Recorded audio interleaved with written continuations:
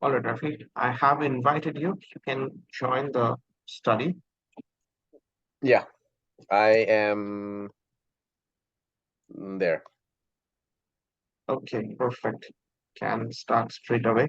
So, Grunfeld, think it's pretty standard so far, and so such positions are slightly easier to play as white. Yeah, you can say because of Hmm. this d5 square, and okay, b5. So I do have a feeling that we can already play bishop d5. I was a little hesitant to give the bishop pair so early, especially given that he just made these two pawn advances. I thought maybe later I can try to play a4 and stuff like that. Lately, I've really been favoring the bishop pair a lot, and as a result, unless I see a direct, concrete gain of, say, material or decisive advantage, I'm really hesitant to give up the bishop pair like that. Okay. I was just thinking in this position, since d5 square is completely yours, and black will have some difficulty, yeah, getting this. I mean, anyway, you have your knight here. Probably bishop Mm. d5 would make more sense. I mean, okay, if we get such a position, this is brilliant, yeah, for us. I think all you need to do is like maybe play bishop g5 and rook c1, rook d1, and automatically black will not have any moves in the position. You don't think he will not be able to just play bishop b7 and then just take on d5? Anyway, we will capture with the rook, yeah. So we will constantly be putting one piece after the other on the d5 square. So basically he'll never have time to, force me to capture with the e-pawn on d5. No, definitely not. Yeah, definitely not. If he does that, he will still have some issues with the passed d pawn, but I don't think we even need to get there.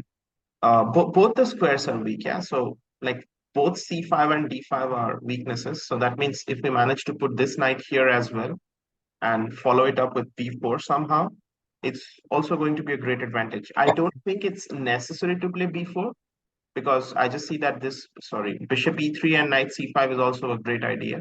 And just play rook c1, rook d1. I don't even think black can do anything in the position. Like he's kind of locked in.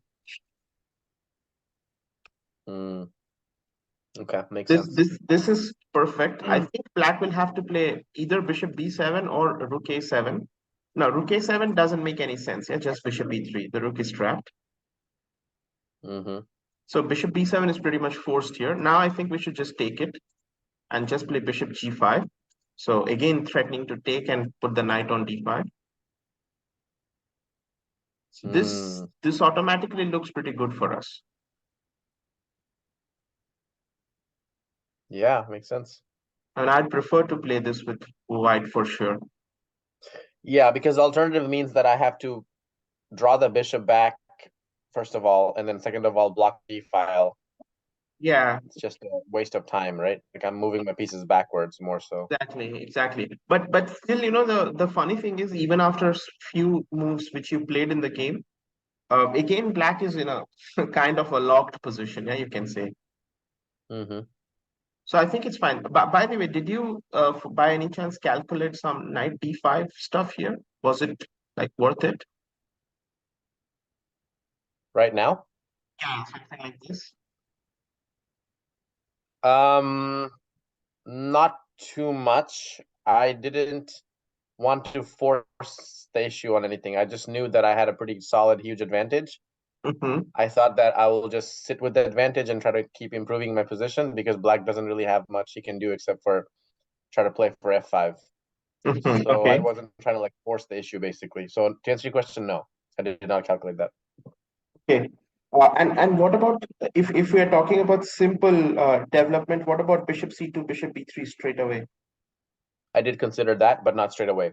I thought that I would play. The reason I played, I think I played maybe b4 or something here. The reason I did Maybe that is, sorry, I played f3 here, but three, yeah, you played f3. Why I f3? wanted to go ahead.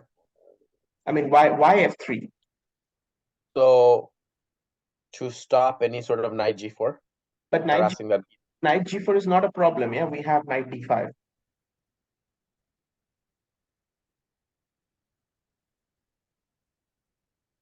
Uh,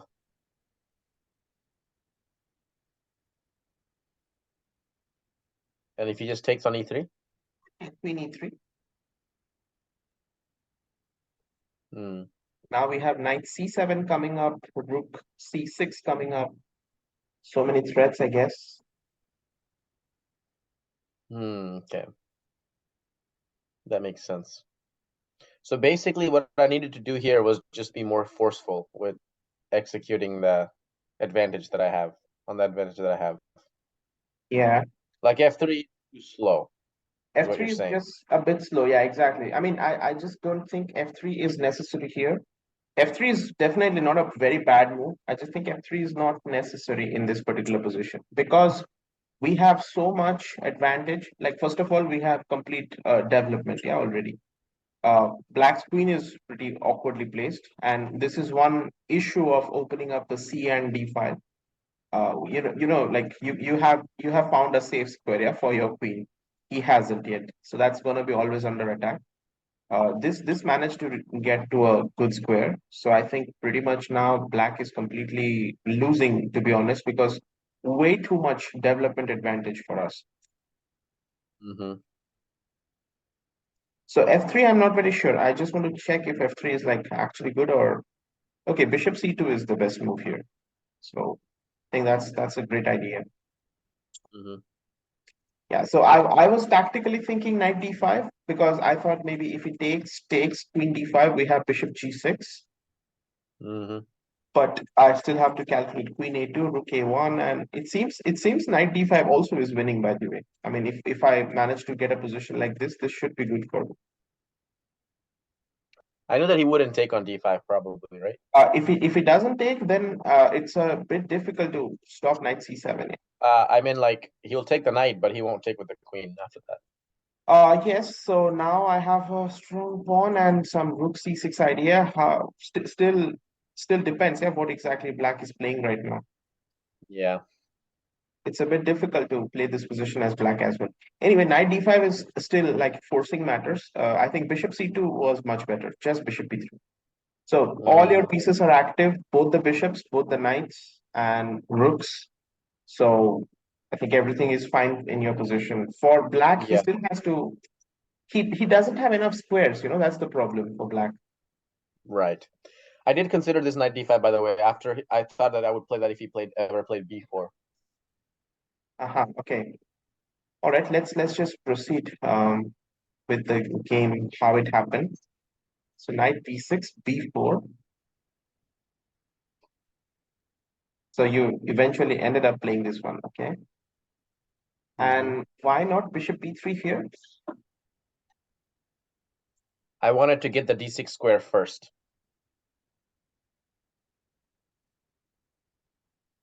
But what's wrong with bishop b3?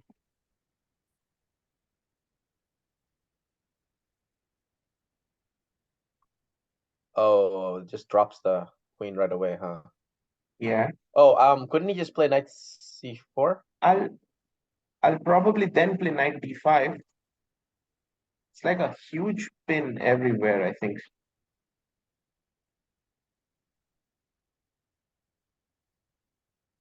I guess the move that I played definitely guarantees me winning of material, so I didn't really calculate anything else. Because you're getting rook d6, yeah? Yeah. Actually Or I'm makes at least sense. winning the exchange. Yeah, makes sense. Actually, hold on 1 second. I'm sorry. After bishop c5, um,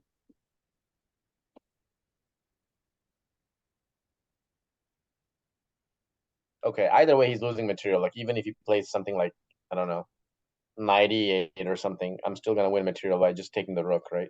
Because Yeah, if rook takes c3, then I have rook takes, or sorry, bishop takes g7. yeah.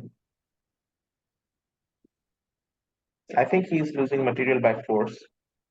Yeah.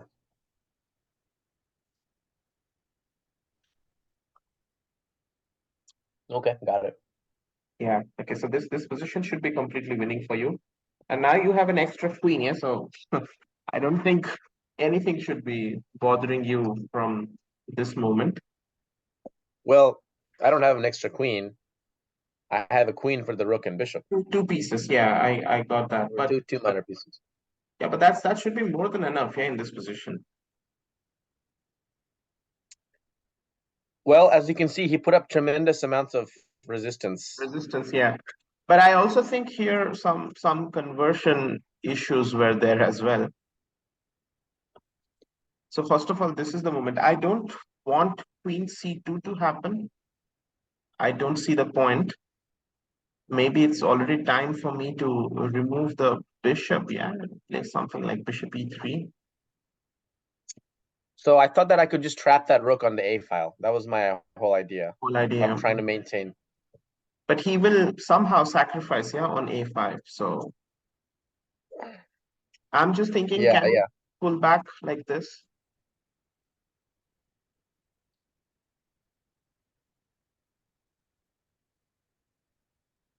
I yeah. mean, That would have worked. Yeah, you can sure. slowly trap the rook, yeah, with rook C2 and Yeah, queen C1.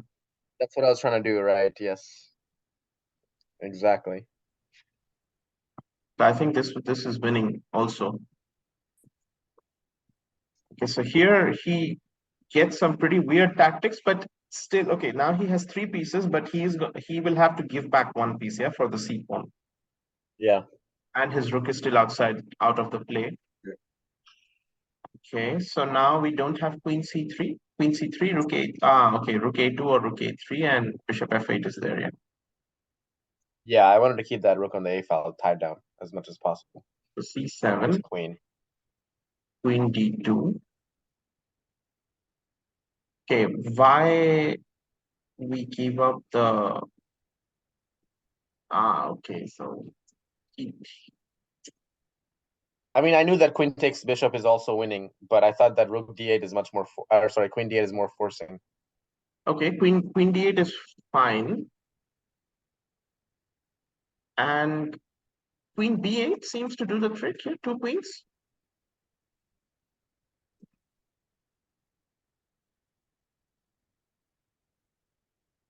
Um,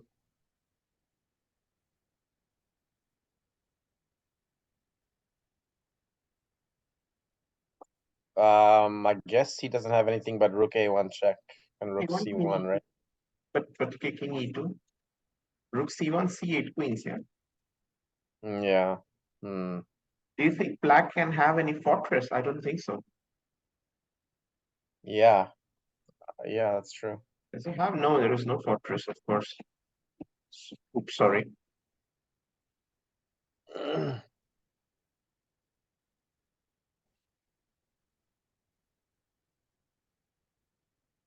Okay, so I also see here bishop B3 was again very forcing. Mm-hmm.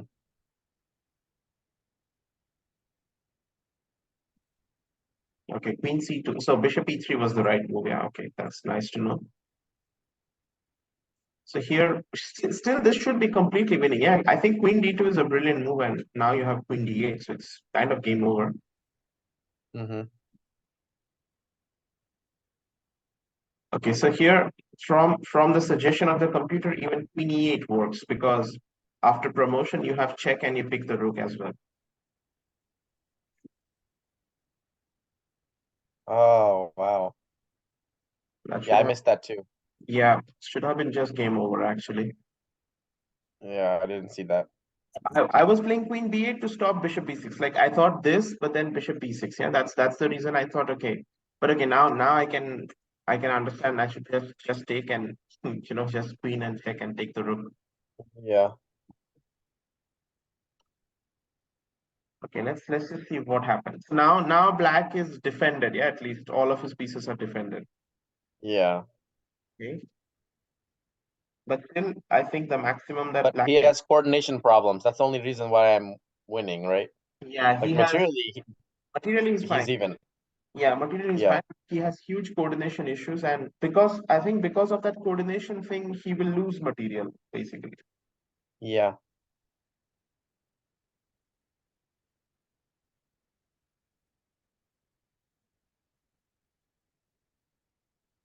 So maybe already a check, and pick this up was also possible.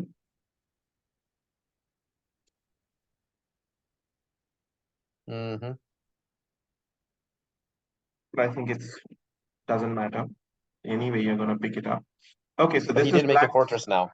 Yeah, black's idea is a fortress, but I don't think this fortress will work because white can play queen e6, queen h3, trap the rook, and then move his king to on the light squares. Yeah.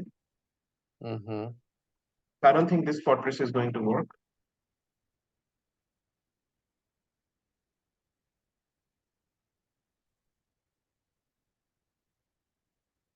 So you did the same thing by keeping the queen on d1. This Mm-hmm. this just allows rook h4, yeah, like activation of the rook. But still, I think it's fine. So he played this. Ah, he cannot move the bishop. Yeah. So, do you think he could have maintained this fortress or anymore, or no? Once my king got in there, I think it's No, not he can't. possible, right? Yeah, it's impossible. Hmm. I don't think he can maintain the fortress.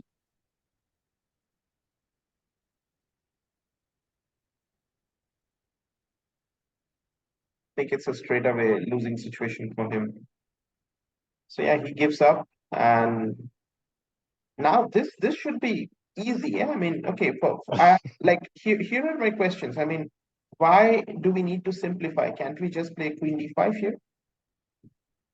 Yeah, there's millions of things that I could have done to win. That's exactly my question is why didn't I find these moves with the amount of time that I had in my clock? Like why didn't I find queen d5? I mean, I think you have like so many easy ways to win this position. Yeah. Yeah. If I had time, of course I would win this position. There's no doubt. But my question here is that I have a minute 26. Should I have found these moves with the minute 26 on my clock? Oh If yes, so, definitely. then why didn't I? Is what I want to understand from this game. Why was I not able to find these moves in that time frame? Pretty strange actually. I mean, I think since you have a whole queen up, I think anything you play is pretty much winning. By the way, Yeah. I have a clear feeling that black is going to lose the rook as well because now the lines are opened up. So Hmm.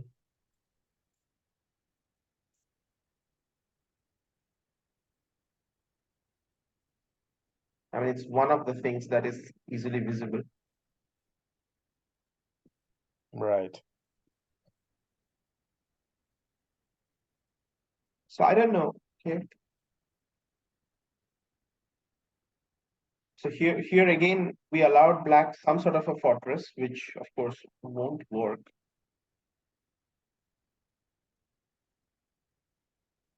So you tried a lot and got this position. And you even got the winning king for endgame. Now, why this was also not a win is very hard to understand because king is in front of the pawn. Yeah, that should be more than enough to win the game. Right. So you have the king on the sixth rank. So all you have to do is push the pawn, step aside, push the pawn. That should be winning. That is what I did. Okay. But I went to the wrong side. Why? What happened? Oh no, I you went should go there. king c7 here. Yeah, that's exactly my question is I should know this instinctively from this position, right? Yes, of course. I mean, it's so easy. That's exactly what my concern is that why don't I know that king f2 automatically here should be the move? Why do I have to even calculate this out? That tells me that there's something missing. I have some major misunderstandings in simple king pawn endgames even. Like I Uh, couldn't figure out I actually could not even figure out from the position when we got to the king and pawn endgame. I honestly didn't even know for sure if it was a win for me or not. I thought that yeah, there's about I'm 75% sure it's a win for me, but I wasn't certain. okay. And I actually blundered that into that position Uh, because I mean, I had obviously like queen f8 check winning the rook for free, but I missed it. Then I accidentally got into the king pawn endgame, after which I still wasn't sure if I'm winning or not. That means like I'm not very familiar with basic endgames, I think. Yeah, I mean, so first of all, I don't think such a position should go to the king pawn endgame. But Mhm. even if it does, you have all the advantage of the king pawn endgame. Yeah, like you have distant pass pawn and king is in front of the pawn, so pretty much everything is winning for you. But I mean, this is actually the first position in any endgame book is this position. They are Mm-hmm. pretty much trying to show that white king on the sixth rank is always winning, irrespective of the player who plays the move. I mean, Right. black to play is even easier, but even if this position was white to play, white still wins by playing king a6, king a8, b6, and b7, yeah, and then the king goes here. White can win this even by going to the left side, to the Yeah, A yeah, yeah. file. If it is white to play, white can just play king a6 here. See, I did, I see, I would have to calculate that out. I don't just know that off the top of my head. Okay, but don't you think this is like so very basic and already you must be aware of it? Like it's so easy. So I know that if the pawn was on the A file or the H file, I know that it would be definitely be a draw, regardless of where the king is. As long as the black king is in the front, it's a draw. Now with the knight pawns, I'm pretty sure it's a win, right? Like most of the time, it is a win as long as you can get your king in front of the pawn. But see, like I didn't know which direction I need to step my king, and once I stepped my king to the side on the A file, I like pushed the pawn and it was a draw. Yeah, now the way you played is a draw because then it's stalemated. So you can still play king b6 and get the winning position. So he plays king A8 then. King c7, yeah.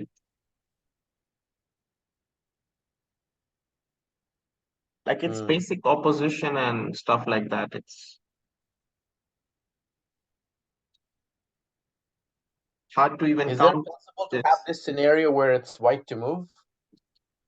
So this is the thing I was just explaining, Rafi, that if White's king has reached the sixth rank and is in front of his own pawn, it really doesn't matter who has the move. Always White is winning.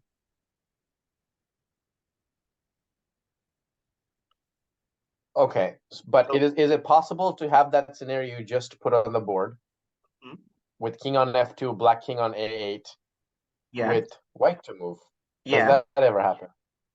that still Because still that's the White win. scenario that kept coming up in my head is that, oh, I know there's a stalemate idea here that black has, Yeah, but and I just couldn't remember what it was.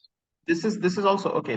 This is also winning for. Let me just show you this one. I mean we can check it from both sides of the play. Okay. So your question was if we get this position and if it is white to play, right?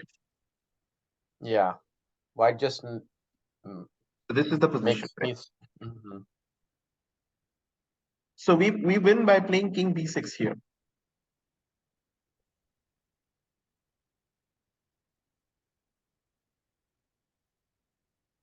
Mm.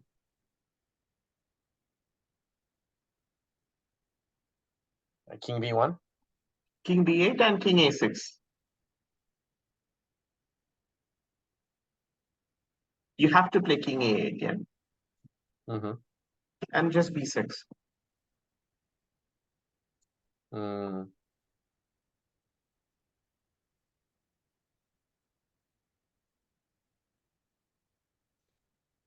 Yep.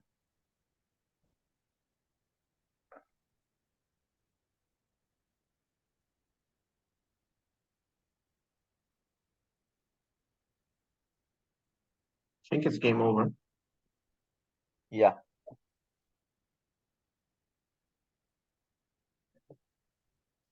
So Basically, I think, I mean, this is just my evaluation of this situation. This is where I think my weakness might be.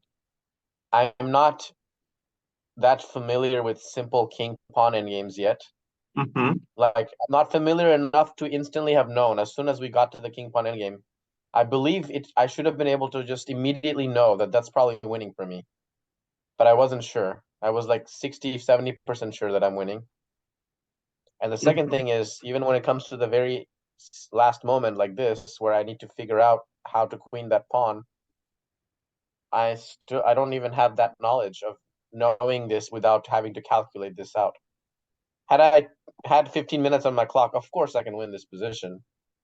But Yeah, say like with a minute left on my clock, I obviously couldn't win it. So that's definitely a weakness if you ask me. yeah, definitely. I think this should have been, yeah, that is something which we need to work then.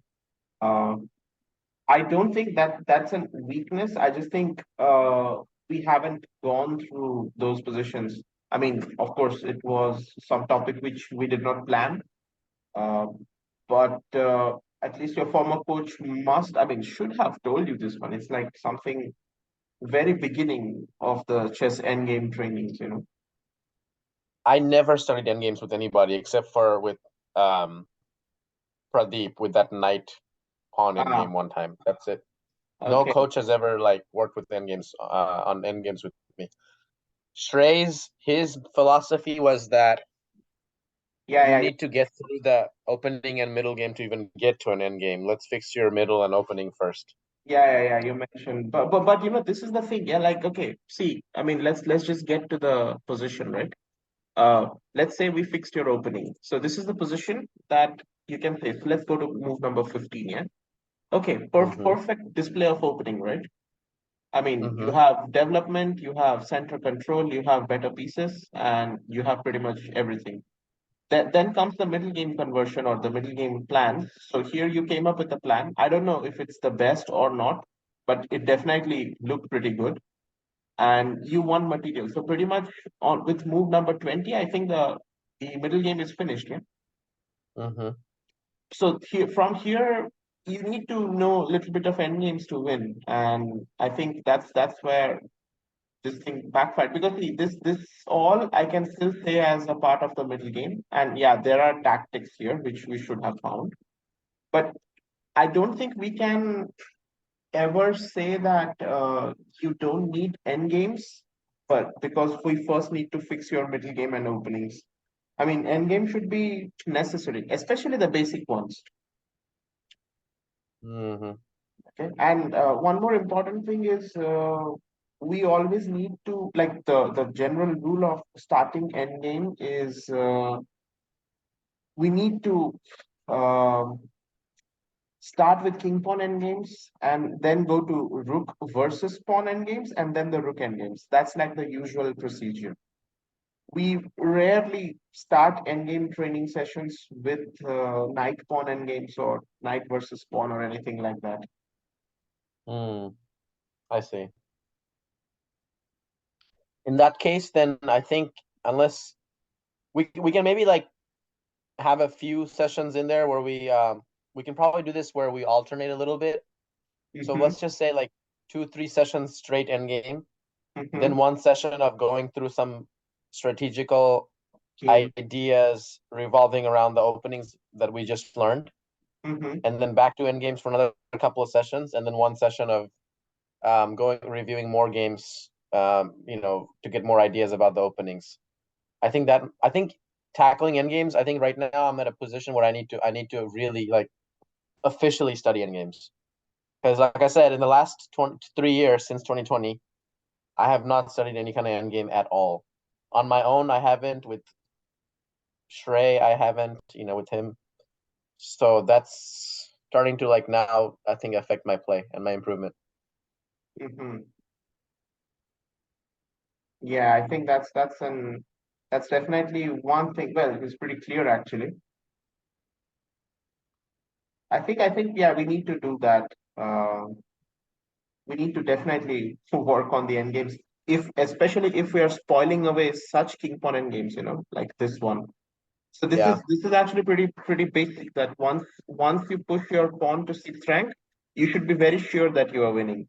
I'm still surprised why you did not choose king d6 and king c7 here. I mean it looks very obvious and very natural as well. Yeah, I know. That's the thing that just doesn't make sense to me either.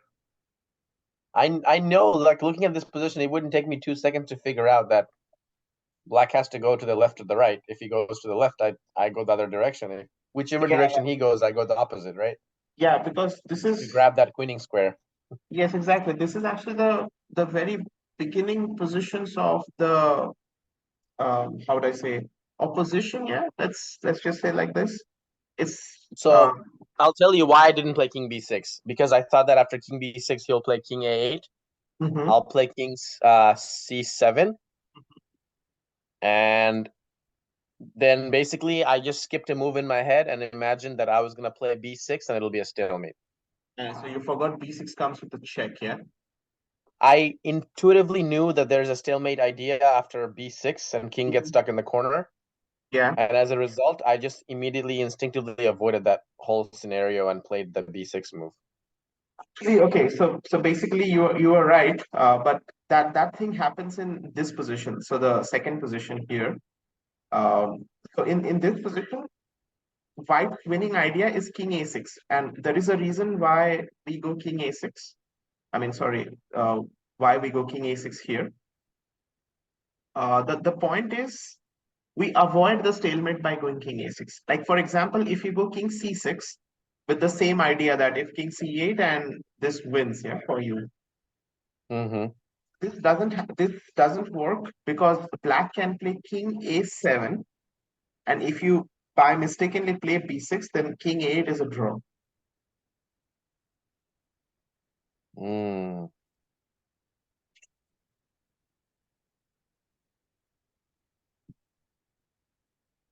Go back a couple of moves. Let me see this one more time. Mhm. King c6. Then what did he do? So king c6, if you play, black will Mm-hmm. play king a7. So now I have to play king f2. Now, yeah, now you have to play king c7 Or and sorry, king a8. yeah, this is the draw that I imagined It's not a in my draw. head. White is still winning, by the way. White can again come to b6 and then go to a6. So this is still winning for you. Well, if I'm deciding that I'm gonna go to c6, then I wouldn't decide to backtrack and go back to a6. Yeah, exactly. Like when That's you're exactly that's the point. Like basically, in this position, that's why we should directly go to a6 because if we make this trip to c7 and it doesn't feel like so intuitive to come back and go to a6. Yeah. right, so if you're calculating this variation in your head and you have 10 seconds on your clock, once you calculate c6, you're gonna naturally play out the moves in your head to the stalemate and then stop calculating and completely avoid the whole thing. Right? If you saw that it was a stalemate. Yes. So you're not gonna think in your head like, okay, I'm gonna go to c6, then realize that doesn't work, then come back to b6 again. Like nobody does that in the calculation, I feel like. So what that means is that, is that I need to intuitively have at least a good enough feel for the position to know that the right idea here must be king a6, right? Yeah, I think that might have been an issue, but I still believe that this is I mean compared to our opening and middle game knowledge and the amount of experience we have in chess, I don't think this is a position in which we can give some excuses that I was not able to figure it out. It's like one of the most basic positions in chess. Mm-hmm. Yeah.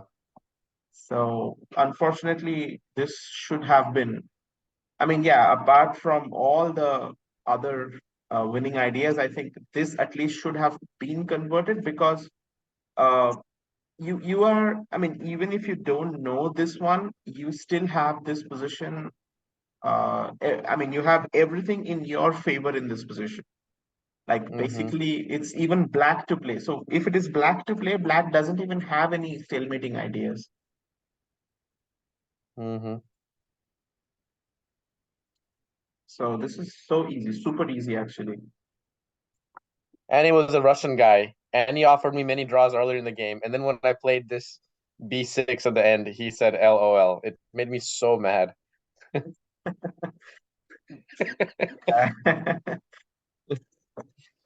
Yeah, but this Yeah. should have been easily converted still. I mean, again, as I say, Yeah. like irrespective of everything, I think uh this should have been won. Yep. Yep, for sure. Interesting. Okay. So maybe this is one thing which we need to straight away start working on, yeah, like the end game part at least. Okay. Okay. And we will see how it goes. Um, but I don't know. I mean, I just want to first share some of the king pawn endgame positions and material with you, and gradually we can proceed. But from a Yeah, strictly game point of view, I don't think in this game we have to worry so much. But yeah, a few points I want to revisit. So first of all, here, so actually I want to check this. What's the computer suggestion? Bishop d5, yeah, obviously. It's a very natural move, to play bishop on d5 actually in this position. I considered it, by the way. This bishop d5 is something I considered several times. Hmm. Okay. So But that. lately, the main reason why I didn't play this bishop d5 is mainly because I have become such a huge fan of trying to maintain the bishop pair lately.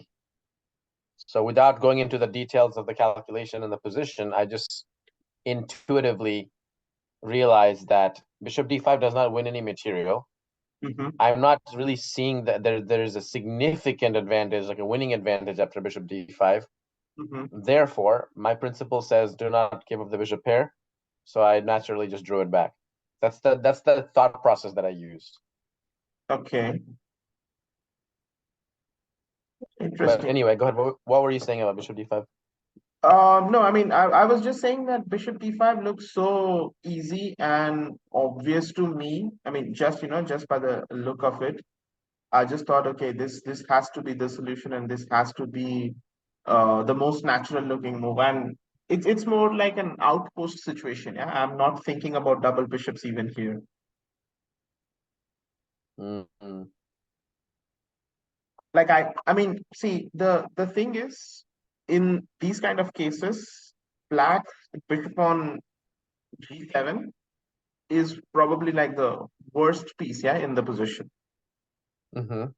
I'm really So happy that I found this e4 move, by the way. I'm really happy yes, with that. e4 was a very nice decision in this position. I was actually Mm-hmm. thinking of knight d5 in this position, but then I realized that there might be some issues there because now when I play e4, you can have knight f6, and Mm-hmm. I don't have enough. Like this knight is not in the best position to defend the bishop. Mm-hmm. So I think the move order that you played was good. You played e4. So now if somebody plays knight d7, it doesn't matter. Yeah, you can play bishop g5, I guess, or even bishop e3 in this sense. Yeah. This looks also pretty fine, and you just get your rooks to c1 d1 as you did in the game. So from that point of view, I think it's okay. But even after that, I would still say finding these rook c1, rook d1 means positional understanding is pretty much good, and black is lost. Yeah, you can say in this position. Mm-hmm. I don't think black can black should be able to survive this one. It's just he's way too much behind in development. Yeah. So I'm a bit surprised how he managed to wriggle out of this one. Actually, he didn't survive. Pretty much we gifted him the point. Yeah.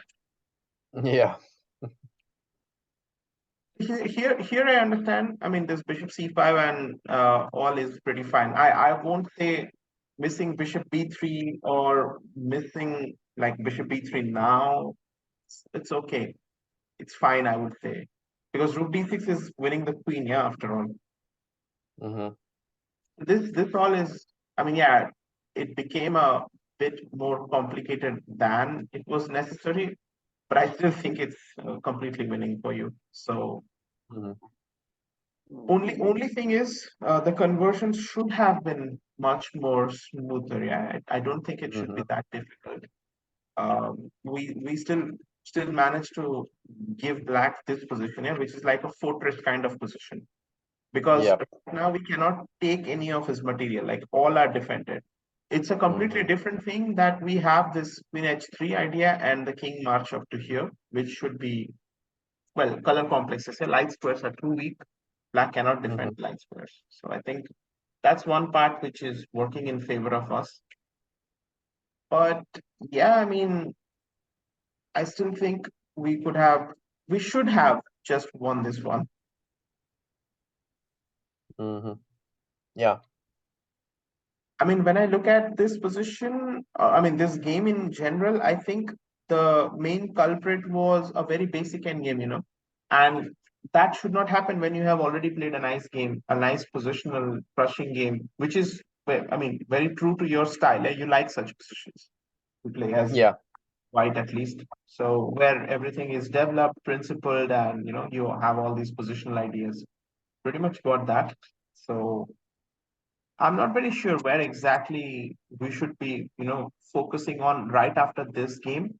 And maybe it's an isolated incident as well that you kind of messed this king pawn endgame. But since you are Mm. admitting that you had never any training in this king pawn endgame, I think that might be an issue as well.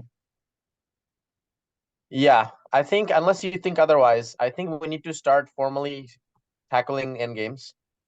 But Yeah, we should not stop studying the opening, not the openings, openings, but like strategic the game plan. games. Yeah, the game, studying the games that give the ideas of the openings. I think we should continue that.